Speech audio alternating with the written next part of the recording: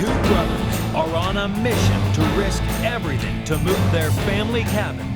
Every time I see it, there's no way I won't think about that. Will their precious home and crew survive a slippery schlep across an icy lake? I'm nervous. Over hellish hills?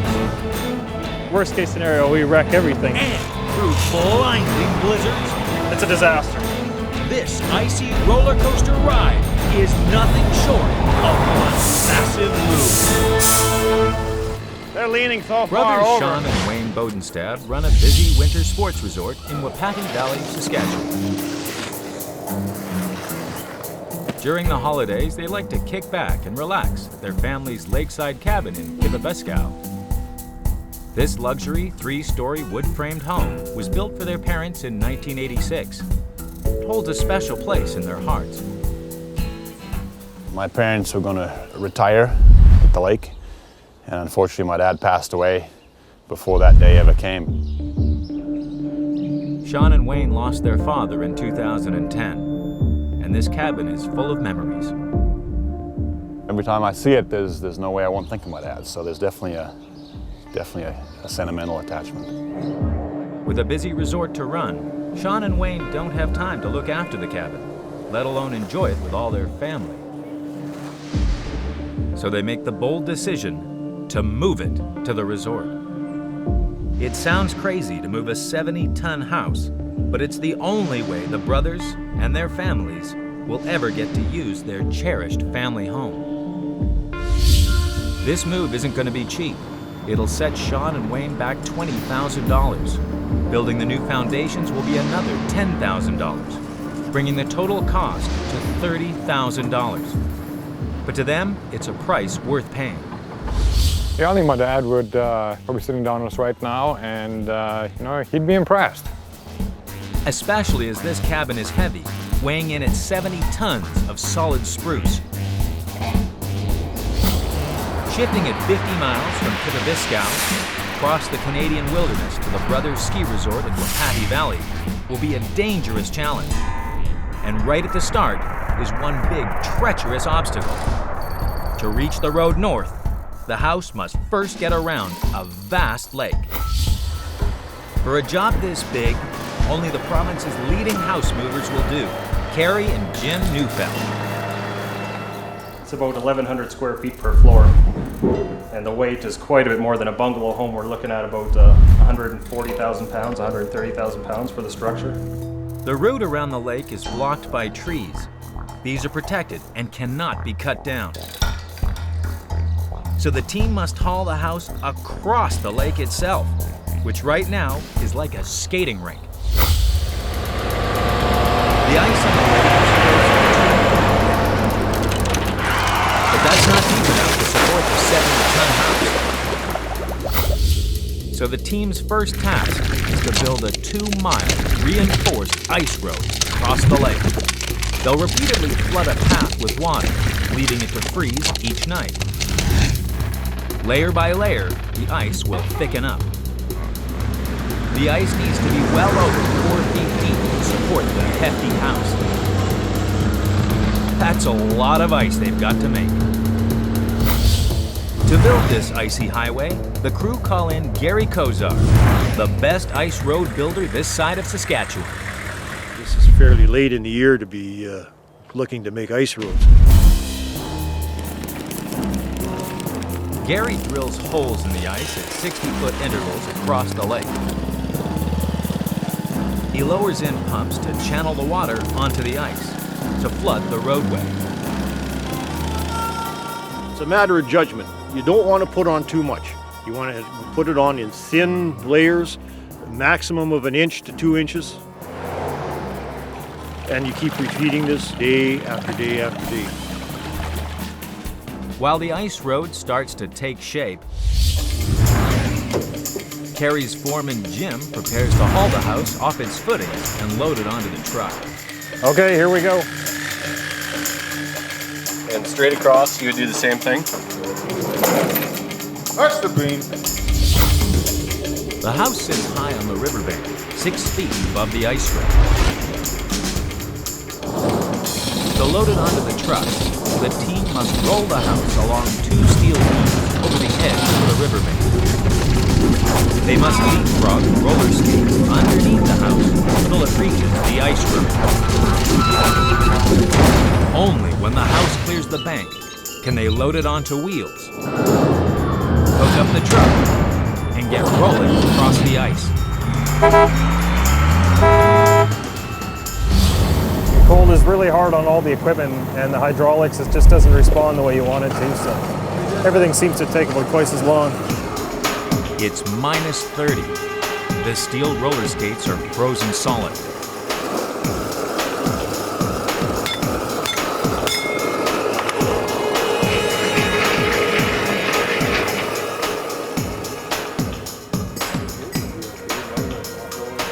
Okay, let's try it.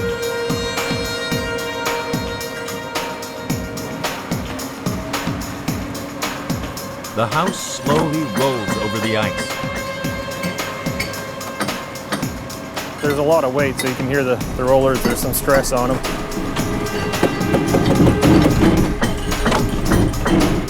Suspended over the lake, one slip now, and it can plunge into the ice.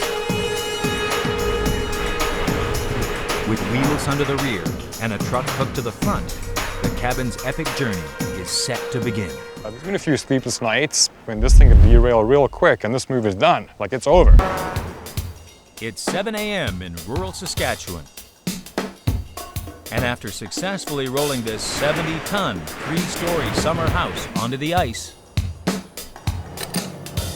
Carrie's crew hope to haul it to Sean and Wayne's ski resort 50 miles away before sunset. Obstacle 1, the lake. Iceman Gary checks if his 2-mile frozen road will hold up. Just arrived on site. I'm going to make my final inspection of the ice. Here we have just a smidgen over 44 inches of ice. Some minor cracking. I'm nervous. The ice road is not quite 4 feet thick. The weight of the house and the truck combined is so much that if they travel across the ice in close proximity, the road will give way. So, to spread out the load, Carrie's crew will separate the truck from the house and connect them with a 100-foot-long steel cable. This way, they'll slowly tow the house across the lake to reduce the strain on the ice road.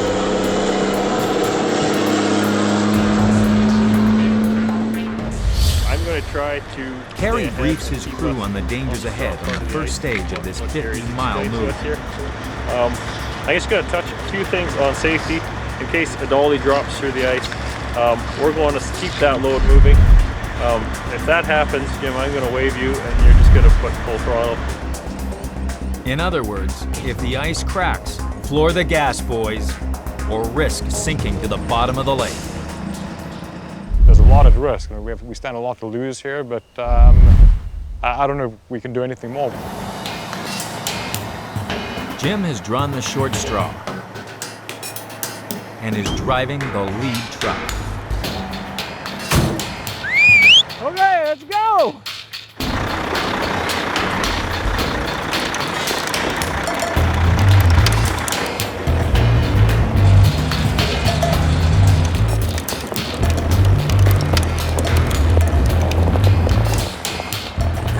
Stay 5 feet on that side of those holes.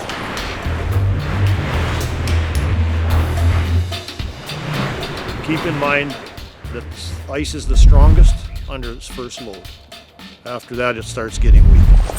Between them and the bottom of the lake lies 30 feet of murky water. I'm going to keep my speed here at 5 kilometers per hour. Come on. Come on, come on. Come on. The important part is we got to make it home to her. My 4-year-old daughter just turned 4 last week. So that's the important part.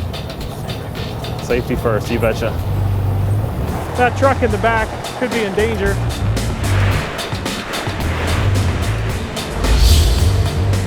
The speed Jim drives across the ice road is critical. Motor too slowly. The ice could sag and crack around the house.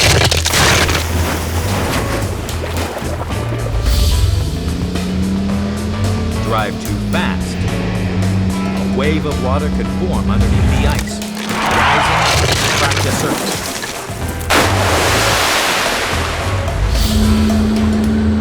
So Jim must keep on trucking at a steady 5 kilometers per hour, while the crew listens to telltale cracking sound. You just got to keep it moving. As soon as you stop the load, the ice loses its strength and it'll go down, and of course surface water, and that's a disaster. They crawl across the lake with trepidation, and it's not long before they hit a major glitch. Here's a crack right here. See? The truck is close to the cracks. Right here. If they move too fast, the ice could give way. Just maintain your speed. Okay.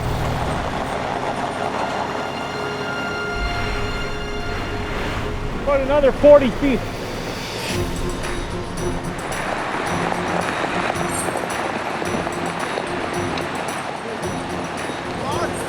Looking good, looking good. Keep her coming. Keep her coming. That's good there, Jim. Let's chalk that load.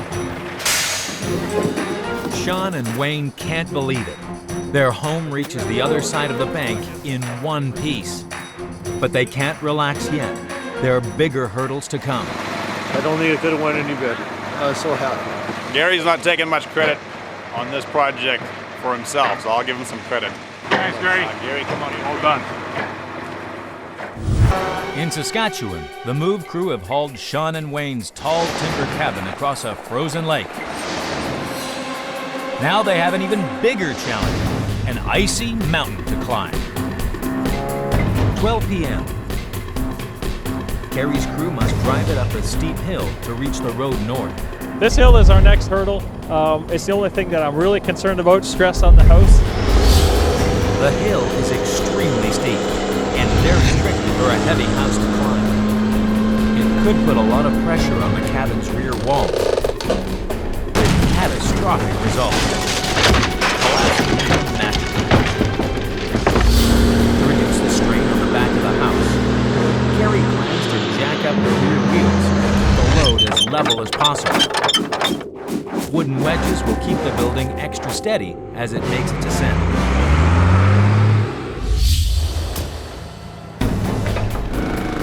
Okay, here we go.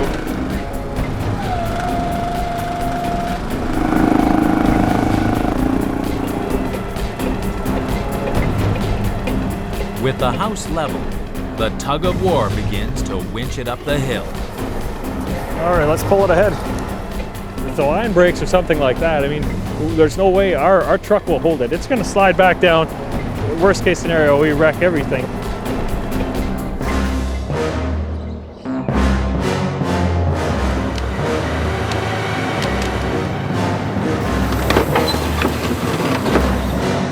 Halfway up the hill, the house starts slipping. This is their worst nightmare. There's only one place for it to go, and that's back down onto the lake. They need more winching power, and fast. So they rig a third truck to the front of the convoy.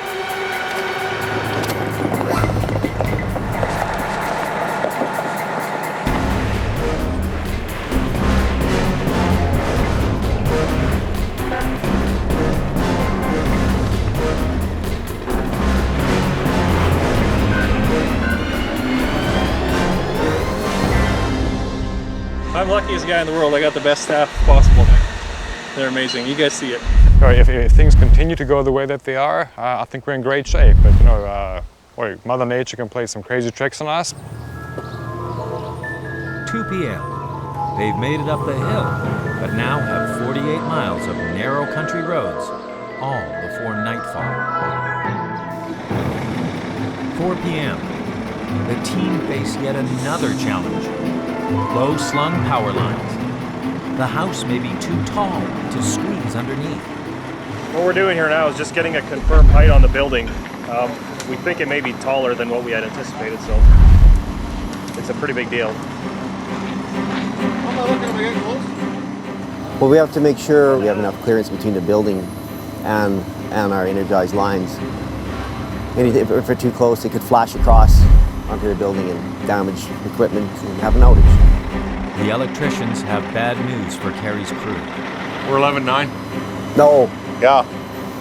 Okay, I'll phone transmission.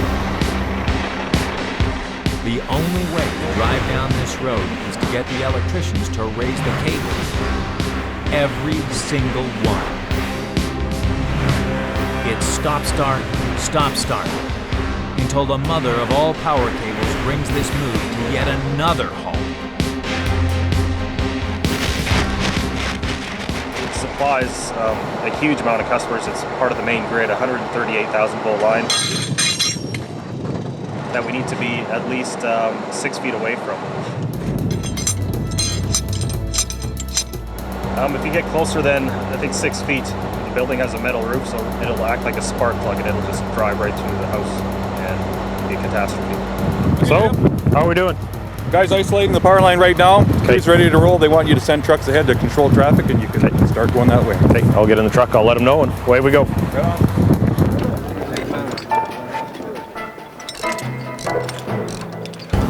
It takes 2 freezing hours to squeeze under the line.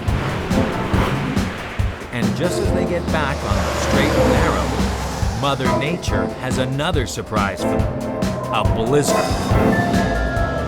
The thick fog and freezing snow makes the road too treacherous. This is a typical January day. It's too bad it's March.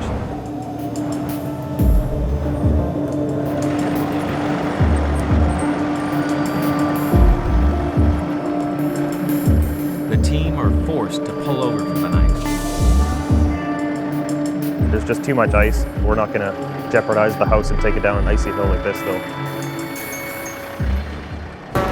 Wayne and Sean's precious cabin has survived a treacherous trek across ice, up hills, and through a blinding blizzard. The finish line is nearly within reach. Move day 2 in Saskatchewan. The snowstorm has passed and the crew haul the house back onto the road. But they're not out of the woods yet. The road down to Sean and Wayne's ski resort is hemmed in with trees. It's really tight. We got about a foot per side. The branches could smash the cabin's windows.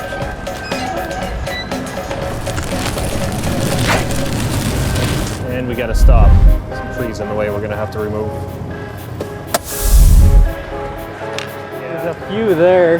Yeah, there's several up there, a bunch up here. So brothers Sean and Wayne race to the rescue. Gotta widen this out, clear all the snow, drop all the trees. Felling trees so close to the house is risky, but this final obstacle isn't going to hold up their father's cabin.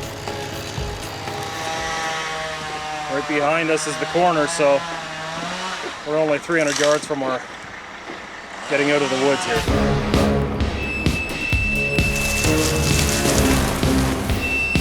Don't lose your nerve now, Jim. The cabin's new home is just around the corner. A bit of a drop, like in the center, as you come off the road shoulder, Okay. and into that pasture.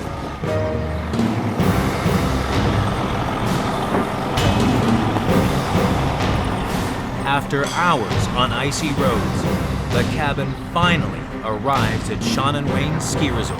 That's it. They did awesome. Helped us out in every challenge. I mean, a lot of trees to cut. Everybody plugged away and we got it done. It was a great team. A great effort. It's a huge relief. I think once the ice road was behind us, that was probably the biggest question mark. No, Newfeld's have done a good job. No, first class.